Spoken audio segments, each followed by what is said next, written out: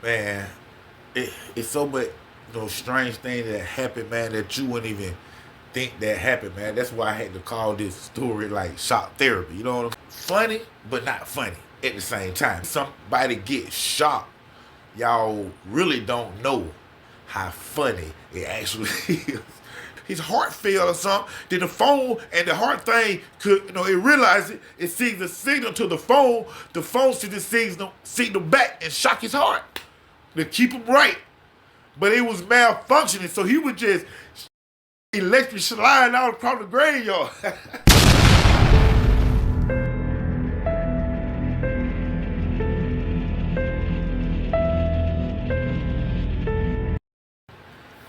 Man, it's so much strange things that happen, man, that you wouldn't even think that happened, man. That's why I had to call this story like shock therapy. You know what I'm saying? But you know, it's funny, but not funny at the same time. It just it wasn't funny when it was going on, but to see somebody get shocked, y'all really don't know how funny it actually is.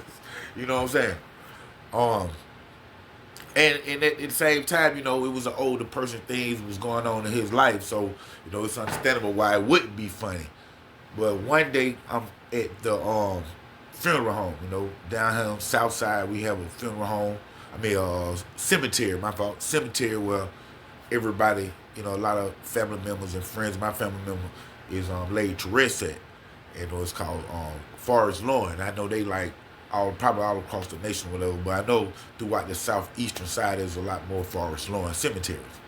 So I'm at Forest Lawn one day, and of course, my brother, Maine, is there. He's buried with my grandmama Lois, my granddaddy Grover, my great grandmama, my great uncle, everybody. My family have the plots already ready. You know what I'm saying? So when your ass croak, we already got somewhere to put you. But it's a lot of my friends there too, Quelo. You know what I'm saying? I miss you, boy. It's a lot of people out there. And I was out there visiting, the grave site or whatever, and then I see a friend of like my father, my mother, and my older guy. You know what I'm saying? His name James Hightower. And he was, I guess he was visiting a site himself or whatever, and like he been going through things in his life like medical things or whatnot, man. And at this time he had like one of them electrical shock things in his, put to his heart and stuff because, of course, he having heart failure. He's doing so much good right now, praise Lord. And but he was there, and he was visiting, a grave site himself, maybe a relatives, things of that nature. You know what I'm saying? But I look over there and I see him. I look and say that, and he looked familiar, from College Park side, but he was a lot older than me, so I really couldn't tell who he was from that distance. You know what I'm saying? So, as I, finishing up and stuff, I'm gonna walk that way, even though I wasn't parked that way. Even though I wasn't parked that way, I can walk that way and circle to the left and stuff and go toward my car. But I'm really trying to go, and I'm really trying to see who he is. If I can speak to him, so like that, College Park or whatever, his home team. So as I'm, going that way, I look, I'm looking around, so I didn't keep my eyes on him, you know, at the same time. You know what I'm saying? Because I'm, just looking at the different grades and the last names and stuff like that. And at the same time, I'm trying to make sure that I don't walk on no grave and mess up anything. So I'm watching my step, and looking at him and however. So as I'm getting closer to him, maybe a few yards away from him, because he was like down, like maybe like on one knee or something like that. I can tell he was on one knee or two knees or whatnot, but he was coming up. He had his phone in his hand. I don't know if he was taking a picture. I just really couldn't see the angle that I was walking. I just know he was rising up. You know what I'm saying?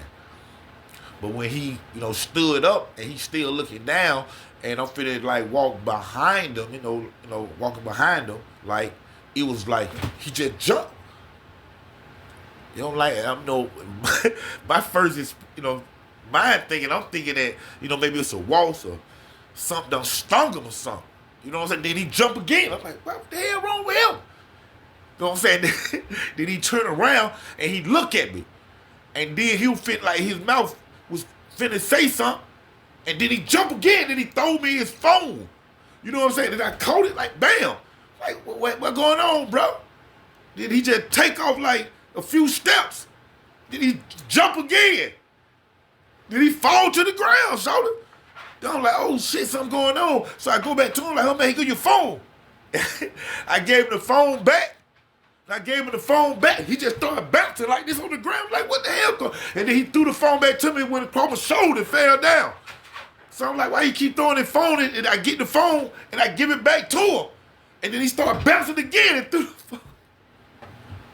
I don't know what's going on until this lady come over. And she said, no, he's trying to keep his phone away from him. Something going on with his heart and his phone is shocking him.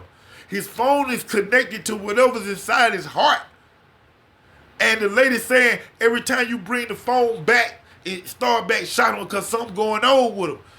Like that. And it's supposed to do that, though, to keep him alive. You know what I'm saying? But at this time, it was malfunctioning. The phone signal was doing something and it was shocking. But I done went down there, he done threw the phone 2-3 times. I done got the phone back. Cause you know when he threw the phone, he ain't being shocked no more. Cause the phone is distance away from him.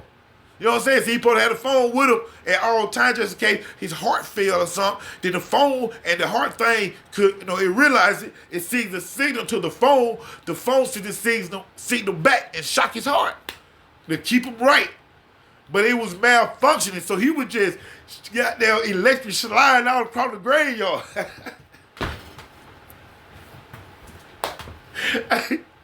Hey, like I said, it ain't funny. See, only reason why it's funny is because he wasn't actually, his heart wasn't failing, it wasn't trying to keep him alive. It was malfunctioning. So it was just shocking his ass. He was trying to get the phone away, so he knew it. Because of how many times he kept doing it. Because me and him on the talk with him, sat down and talked, and then he said, if it go down, his heart start doing something, bam, it'll send a shot right to him, boom, he's straight. You see what I'm saying? But he knew how it kept shocking him, something went right. So he was trying to get the phone away. And he was like, every time he would get shocked, and then when it stopped shocking, when he threw the phone away, he said he could catch his breath.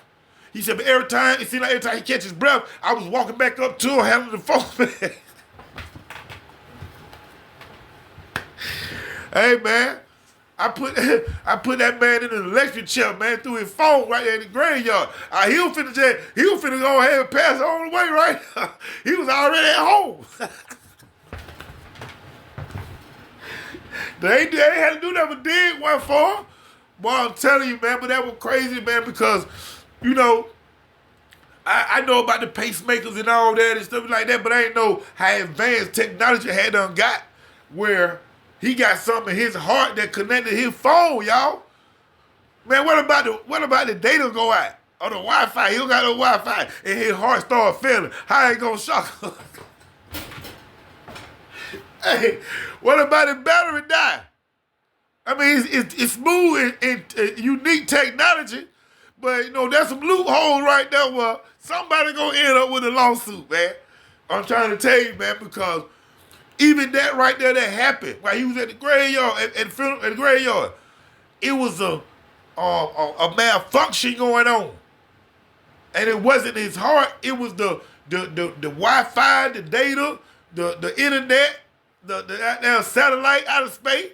Maybe a meteor went past in front of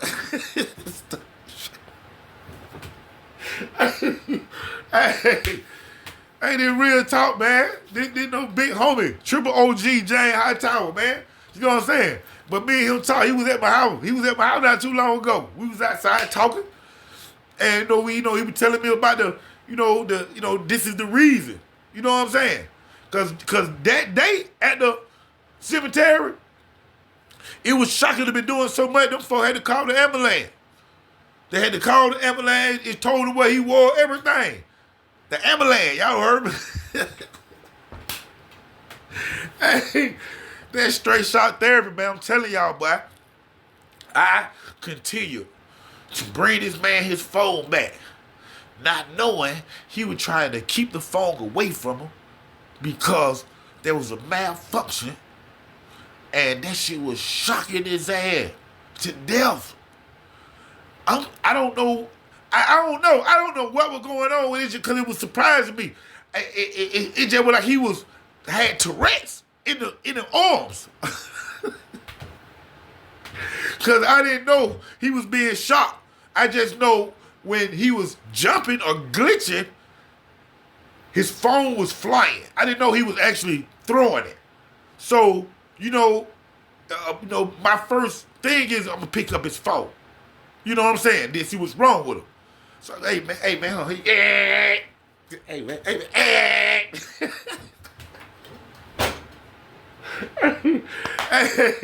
I'm dead serious, boy. Shout therapy, man. Forward long grades. Hey, man, listen, man. Jay Hightower, man. Big, like I say, big shots out to Triple OG, man. Love you, man. I was gonna tell you a story. Remember, I told you I was gonna tell the story, man. And this story been on the shelf for a minute. This story been shelf for a minute, man. So I thought it was the right time to give everybody a laugh. And like I said, nothing wasn't going on with his heart, and I'm laughing at him going through heart failure, and it was shocking him in the way he was acting. No, because there's nothing funny about that. But when the malfunction happened, it was funny. We're going to laugh at your ass about that right now, though. I bet you that.